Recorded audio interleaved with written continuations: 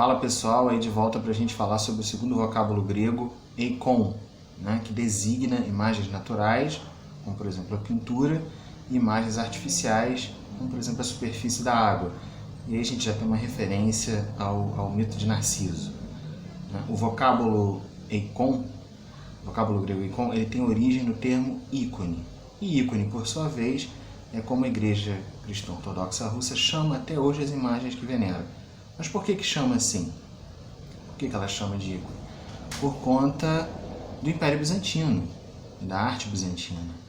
Né? Agora aí um pequeno recorte histórico-cultural, né? Para fazer uma referência ao Império Bizantino, né? Que começou em 330 depois de Cristo, durou 1000 anos, né? E ao seu fim teve a queda de Constantinopla, a invasão dos turcos otomanos, então a gente tem toda a questão da Idade Média, né, e depois o Renascimento.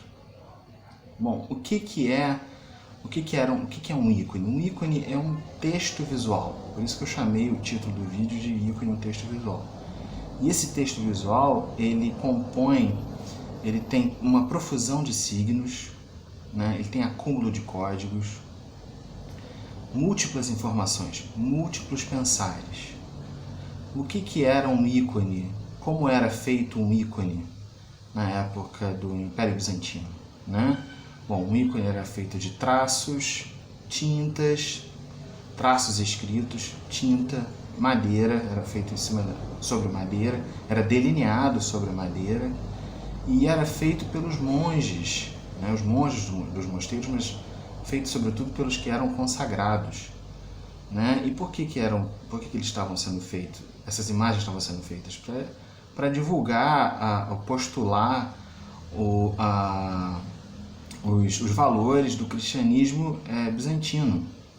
Né? Então, por isso que estavam sendo produzidas essas imagens, as quais os monges estavam impelidos a fazer. Né? Eles eram os iconógrafos, ou seja, as pessoas que construíam essas imagens com as próprias mãos. Né? Só que ele era construído de uma forma muito peculiar, porque não era cada monge fazendo um ícone, né? Eram vários pensares para compor uma ideia. E aí a gente já tem uma questão muito importante lançada, que é a questão da interdisciplinaridade. É isso que a gente tem que prestar atenção, isso que eu quero dar relevância aqui no vídeo. Né? Essa questão de vários pensares para produzir uma ideia. Mesmo que eles estivessem dentro de um pensamento uniforme do cristianismo, na hora da produção ali, na hora de fazer, né, na hora de delinear ali sobre a madeira, na hora de usar esses escritos, usar essas múltiplas informações, isso vinha a partir do que eles percebiam do que estava acontecendo no momento. E o fato esse perceber o que estava acontecendo no momento, né, um pensar sobre o momento, a forma de vida e esse pensar sobre o momento, essa percepção do que estava acontecendo, vem sempre acompanhada de uma sensibilidade estética. E toda sensibilidade estética produz um dizer. E se produz o dizer, a gente tem que levar em consideração quem diz, o que diz e como diz.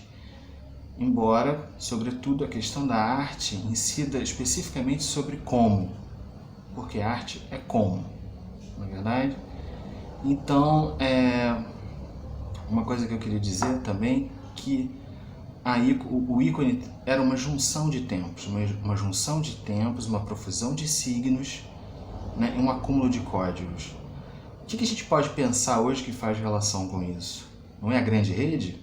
Não é a internet? Né? O nosso novo grande ícone? Né? O que acontece é que esse ícone, né, esse ícone veio andando de lá para cá, esse ícone bandoleiro, né, e veio parar nas nossas telas, em todas as nossas telas, smartphone, notebook. O que nós reconhecemos como ícone hoje está na palma da nossa mão, né? Só que com uma diferença: a gente precisa clicar para entrar, né? O ícone Aquela altura do Império Bizantino, produzido pelos monges, era uma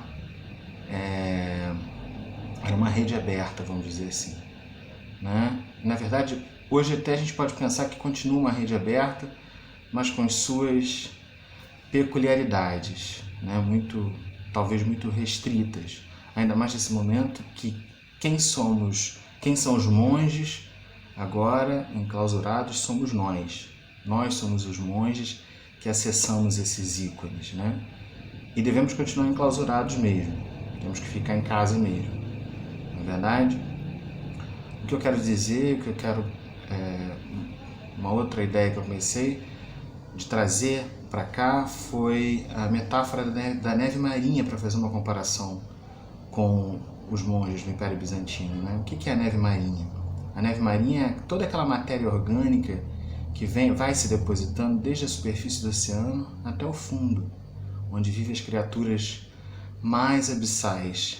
Criaturas essas que não produzem a sua própria bioluminescência, porque a luz não chega, né? E porque a luz não chega, elas têm um outro tipo de comportamento.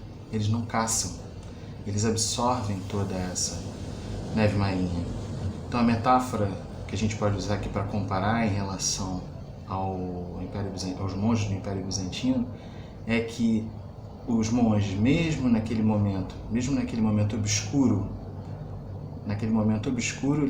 eles aproveitaram, né, o momento como matéria orgânica e absorveram todas as informações, né, absorveram não só o dogma, não só a percepção do momento, mas deixaram passar ali na fenda dos seus estilos, né, toda a questão muito importante para o Império Bizantino. Não dá para a gente falar Império Bizantino sem pensar que é a questão do sagrado e do profano, do Império e da Igreja.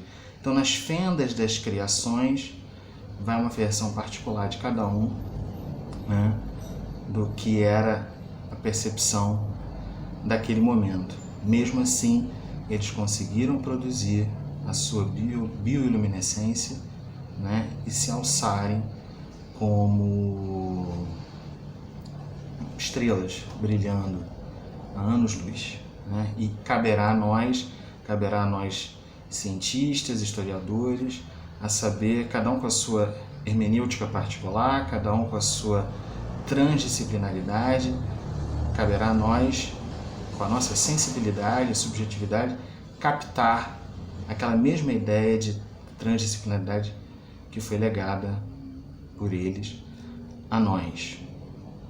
Bom, eu queria dizer que nesse ínterim acabei fazendo mais um vídeo poema que eu vou postar, acabei fazendo um poema propriamente dito, que vai também estar no corpo ali da descrição ali do canal.